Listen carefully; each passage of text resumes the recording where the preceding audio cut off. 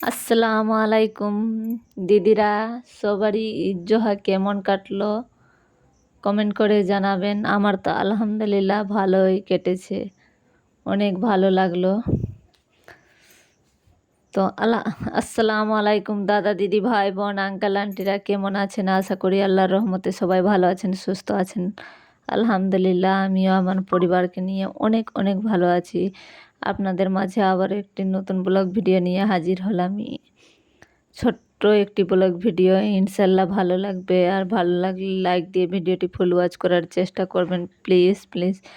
আর আমার চ্যানেলে যারা আজকে নতুন তারা লাইক দিয়ে ভিডিওটি দেখার চেষ্টা করবেন। আর ভিডিওর কোথাও কোনো অংশ যদি একটুও ভালো লেগে যায় তো সাবস্ক্রাইব করে আমার পাশেই থেকে যেতে পারেন। আর আমি ওর পরিবারে ইউটিউবের অনুযায়ী 24 ঘন্টা পর ওর পরিবারে চলে যাব। প্লিজ যারা এই কাজ অলরেডি করে দিয়েছো তাদেরকে অসংখ্য অসংখ্য ধন্যবাদ। তো এই যে আমি সাদা প্লেন পোলাও রান্না করছি, কারণ আমার ছেলে কাজু কিশমিশ দিয়ে পোলাও খেতে চায় না। তো আগে জলটাকে ফুটিয়ে নিয়েছি, জলের মধ্যে গরম মশলা আপনারা তো দেখতে পেলেন, তেজপাতা আর আদা থেতো করে আর ধনে ধনে আর আদাকে পুটলাতে বেঁধে দিয়েছি, কারণ যেহেতু ওইটা পুটলা বের করলেই সব কিছু বের হয়ে চলে আসবে। জলে যেহেতু ফুটে গেলেই রোস্টটা বার হয়ে যাবে, তো টেস্ট জলের মধ্যে চলে আসবে।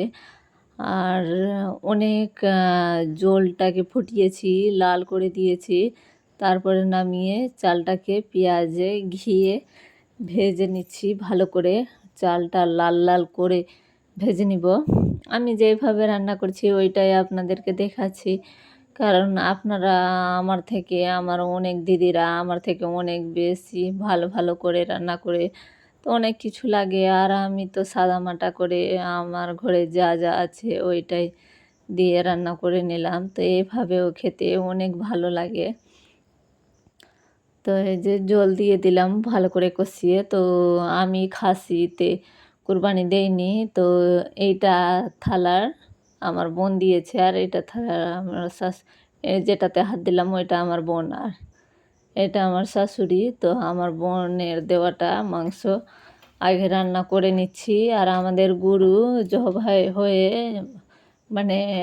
করছে, ওটা দেরি হবে কারণ অনেক বড় গরু। তো এখানে হাতে মেখে আজকে খাসির মাংস রান্না করব, কারণ কোনো সময় পেঁয়াজ ভেজে করে মাংস রান্না, আর কোনো সময় এইভাবে। তো আজকে এইভাবেই রান্না করি। আর আজকে যেহেতু মানে দেখবেন অন্যান্য দিনের চেয়ে আজকের দিনটা মাংস বেশি টেস্ট হয়, যেরকম করে রান্না করা হোক না কেন। আমাকে তো বেশ ভালোই লাগে, যেরকম রান্না করি, গরুর হোক বা খাসির, অনেক টেস্ট হয়।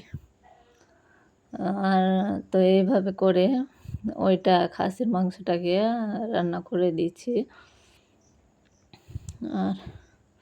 আর এখন মাংস হয়ে যাবে, তারপরে জিগারের বাবা আসবে।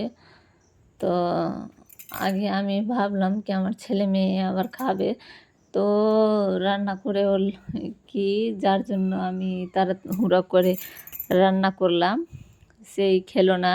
কারণ আমার ছেলে মেয়ের জন্য, তো ছেলে মেয়ে আমার বোনের ঘরে গিয়ে খেয়ে নিল, আমার বোন ডেকে খাইয়ে দিল ওদেরকে।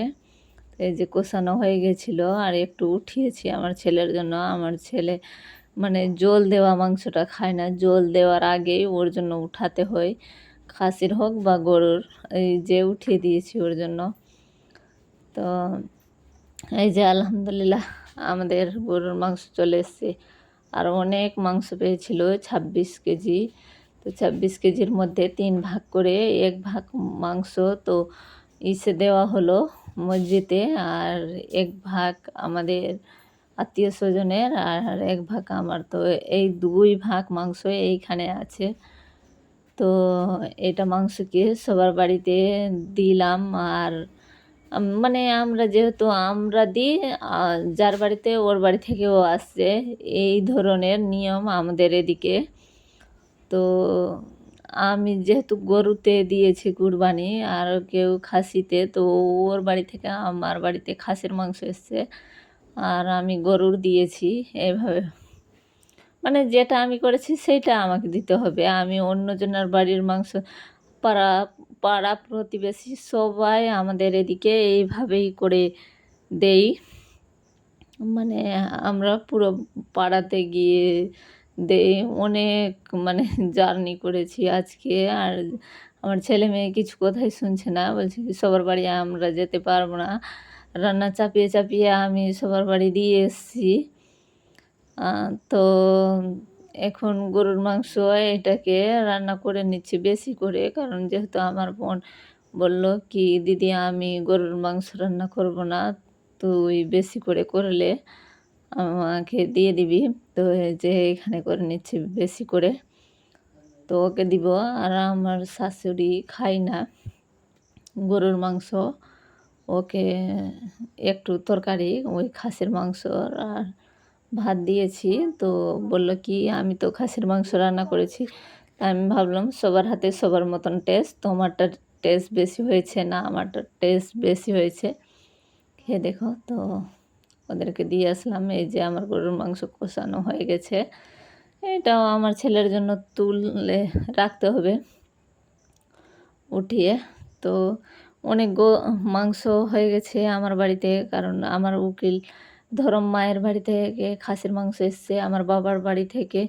তো এগুলা আপনাদের সঙ্গে শেয়ার করা হয়নি। কারণ অনেক হাঁপিয়ে গেছিলাম। ভিডিও করার আর কোনো আগ্রহই ছিল না। তো করে তাই জন্য তো রান্না করব, তো আপনারা তো দেখতেই পাবেন। অনেকগুলো মাংস আছে ফ্রিজে। তো রেখে দিয়েছি। তো আমার ভিডিও এই পর্যায়ে শেষ করছি। আপনারা ভালো থাকবেন, সুস্থ থাকবেন। আল্লাহ হাফিজ।